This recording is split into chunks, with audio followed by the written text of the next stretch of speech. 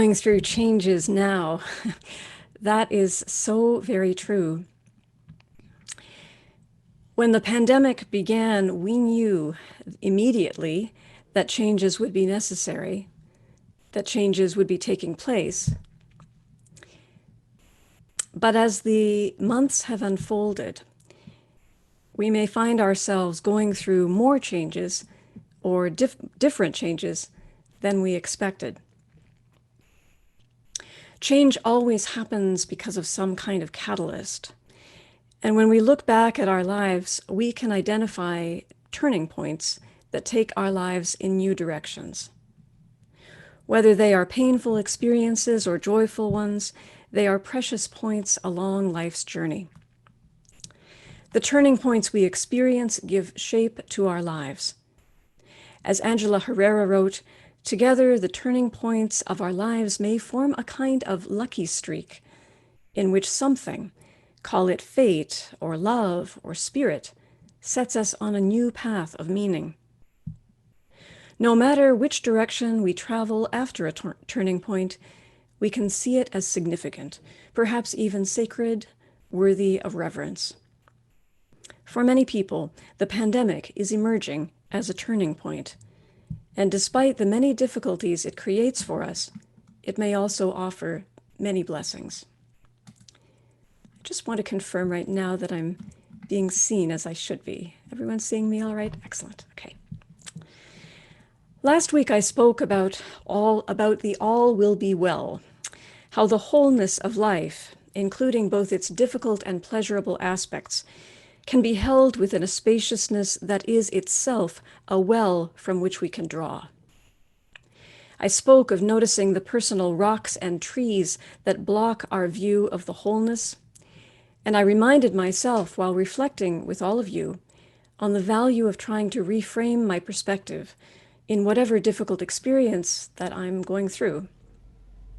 In itself, that reframing is a turning point, a turning away from an outlook of scarcity and discomfort, an outlook that first needs to be noticed and acknowledged, but then a turning toward the well instead, a turning toward peace or gratitude or God or beloved community.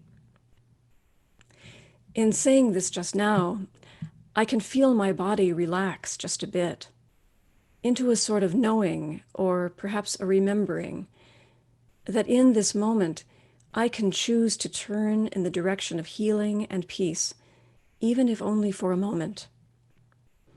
It can be a very small turning. Often it is for me. And yet we know that even the smallest actions ripple outward to have profound and positive effects on our world. In meditation, I've heard teachers identify the importance of the moment between the in-breath and the out-breath, the still point between the turnings in which nothing special is happening, and yet from which everything opens up. The turning point, a sacred moment. This tiny little turning of the breath that happens about 22,000 times every day is just one of the many turnings within turnings within turnings that make up the miracle of life. We can picture the spiral of DNA that brings to life the ballet dancer who twirls, who is part of a community and a society that moves in spiraling patterns on an earth that turns, revolving around the sun and part of a spinning galaxy. To spend time contemplating these turnings, or to dance them, pray them, or sing them, is to affirm our life's experience of continuous change, and to reassure us that we can indeed turn and return again and again, and that it is well and good to do so. Many people right now are experiencing very significant turning points. Perhaps many of you are as well. In a Pew Research study in the US in July, about 22% of respondents had either moved during the pandemic or knew people who did. I couldn't find current figures yet for Canada, But I'm sure we're experiencing the same trend because I see so many people moving right now. Careers are changing by necessity and or by choice. Patterns and priorities are shifting. Relationships are at turning points too. For some people, increased time together has led to a deepening of closeness. But other relationships have been broken by the added strain. On a societal level, we're witnessing dramatic and transformative change across North America and the world as the urgent priorities of anti-racism work and climate justice are propelling us in new directions. And in our personal lives, of course, the turning points of illness and loss are taking place no matter what else is going on in the wider world. On the other hand, too, the positive changes of births, graduations, and recoveries, these too are happy milestones and turning points. Turning points happen when a pattern is interrupted, when the straight path suddenly curves. And from that interruption, a new direction naturally emerges. Because the world is so full of references to turning, I had no problem finding songs, poems, or stories to choose from today. But one of my favorites is that line from the Green Day song, Good Riddance. Another turning point, a fork stuck in the road. It's just a funny little line, and yet there's truth in it. Turning points often turn up as annoyances, obstacles in the path we thought we were going. But in fact, they are precious signposts for us along the path of life.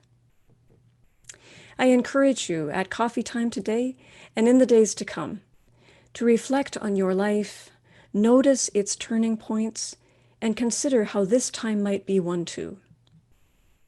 Perhaps a time to turn toward something, such as intimacy, kindness, or justice. Or a time to turn away from something, such as an outgrown pattern, a limiting outlook. You might also look around and witness the turning points that are taking place for others and see how you are contributing and supporting them. It's been suggested that our world is embarking now on a great turning of environmental and social change. How is that larger transition having an impact on your life and creating new turning points for you? I have to note, of course, that both First Unitarian and Neighborhood Unitarian Universalist congregations are at turning points in our histories right now. As congregations, we are now turning toward new locations and possibilities, while also embracing new technology to connect with each other and with the world. Not surprisingly, we've been hearing the word pivot a lot lately. And to be honest, I am getting tired of it. I don't know about you. As appropriate as it may seem, the word pivot suggests an abruptness of change that may not be exactly what we need, a certain sense of reactivity. In the sweep of planetary time, even a relatively slow turn of events is rapid. Though admittedly, we do need to make significant changes quickly given the urgency of climate change. The word pivot to me sometimes suggests instant response, maybe even instant gratification, a feature of the consumer-oriented life that some of us are now trying to turn away from. Turning doesn't have to be instant. Turning can take time. One of the most challenging aspects of Zoom calls is the abruptness with which they end. No matter how well we prepare for the end of our gathering, that moment when the faces on the screen vanish and we're suddenly by ourselves again, that is a hard pivot. That is a hard pivot, very unlike the softer ritual of moving through a doorway or saying a lingering goodbye to a friend. We ministers miss the opportunity to connect with people after service, whether it's in the receiving line or in other ways. And we've appreciated very much, by the way, the kind words that you sometimes send in the chat at the end of an online service. After the turning point of the pandemic, will we be closer to one another or further apart? This may depend on how we approach the smaller turnings of this challenging time, whether we turn toward each other or away, and how gently and mindfully we move into the new directions that life is taking us. As I mentioned in the joys and sorrows, this week marks some important turning points in both national and human history. Yesterday, August 1st, was the anniversary of Emancipation Day in Canada. It's an official holiday in Ontario, but not yet in Canada as a whole. On that day in 1834, the Slavery Abolition Act came into effect, ending slavery throughout the British Empire, including in British North America. South of the border, Lincoln's Emancipation Proclamation was not made until 1862, so in those interim years, many Black Americans came to Canada via the network of assistance known as the Underground Railroad. As well, in world history this week, August 6th and 9th mark the 75th anniversaries of the bombings of Hiroshima and Nagasaki. As our friend and colleague Dr. Sadako Kurihara writes from Auroville, India, the dropping of these two atomic bombs marked a turning point in our human civilization, when an entirely new source of energy was discovered and first employed, not for anything constructive, but as a weapon of unprecedented destruction. This week, so many people around the world will mark this somber anniversary while continuing to strive for nonviolence and for peace. Both in our own lives and on a larger scale, we witness how turning points connect us to both the joy and sorrow of existence and open up possibilities for new life. The outpouring of love and justice in the love and work toward justice in the aftermath of George Floyd's death is just one such example, as is the returning toward peace that takes place for many following any act of war. The following poem reveals how turning points take place anywhere, even in the most tragic of circumstances, and how new life and relationship can always emerge. The poem is called Let Us Be Midwives, an untold story of the atomic bombing. It was written by Sadako Kurihara and translated by Richard Menier. Night in the basement of a concrete structure now in ruins. Victims of the atomic bomb jammed the room. It was dark, not even a single candle. The smell of fresh blood, the stench of death, the closeness of sweaty people, the moans. From out of all that, lo and behold, a voice. The baby's coming. In that hellish basement, at that very moment, a young woman had gone into labor. In the dark, without a single match, what to do?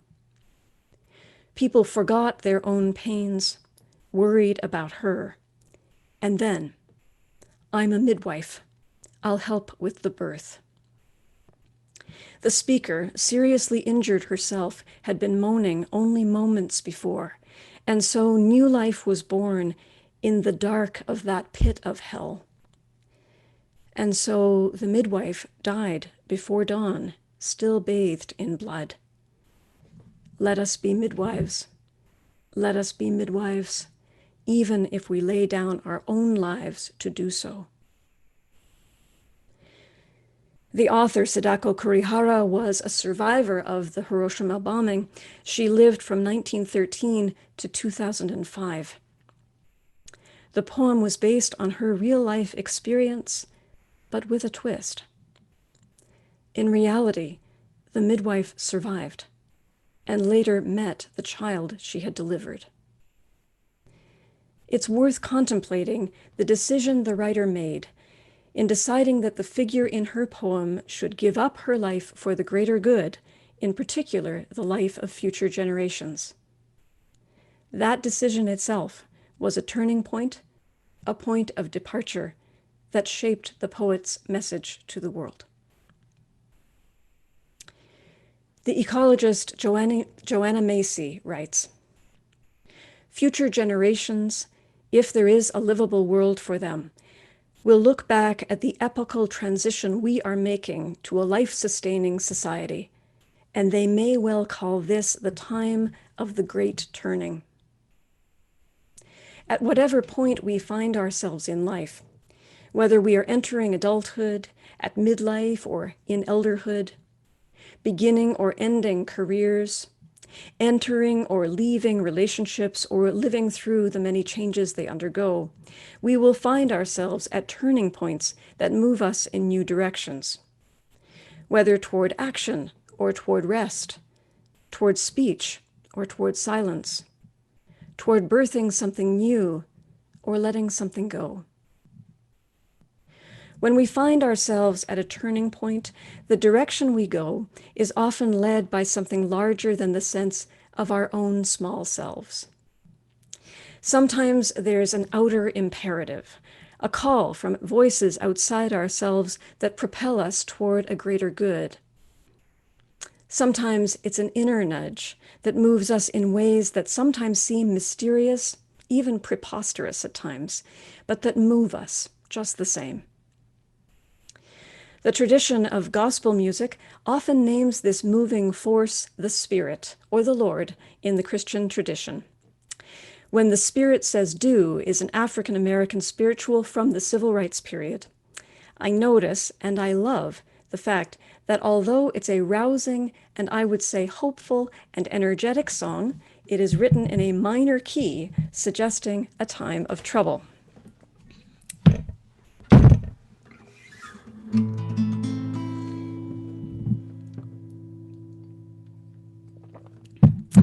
I invite you all to sing along if you like. We'll put some lyrics up on the screen, but it's pretty simple, and I'll lead you.